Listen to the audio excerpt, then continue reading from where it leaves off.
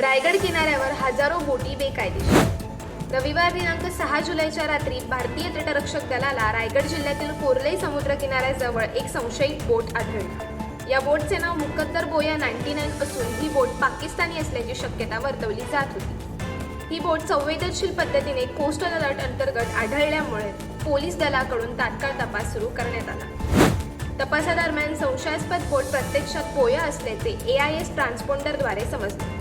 या प्रकरणाची तपासणी करत असताना अजून एक चिंताजनक बाब उघडकीस आली आहे। रायगड पोलीस आणि इतर शासकीय यंत्रणांकडून सर्च आणि कॉम्बिंग ऑपरेशन राबवण्यात आले। या तपासात 1000हून अधिक बोटी बेकायदेशीर असून त्यांची नोंदणी नसल्याचे निष्पन्न झाले। याबाबतची माहिती मत्स्य व्यवसाय आयुक्त आणि सह आयुक्तांना कारवाईसाठी देण्यात आली आहे। सागरी आणि मच्छीमारांच्या सुरक्षेसाठी बोटींची नोंदणी अत्यावश्यक आहे। एखादी दुर्घटना घडल्यास मदत पोहोचवण्यासाठी आणि तपास सुलभ होण्यासाठी नोंदणी अनिवार्य असल्याचे रायगड पोलीस अधीक्षक आंचल दलाल यांनी सांगितले। अशाच अनेक घटना आणि बातम्या जाणून घेण्यासाठी सबस्क्राईब करा आमचं YouTube चॅनल KV न्यूज आणि इन्स्टा पेज कृषीवल न्यूजला फॉलो करा।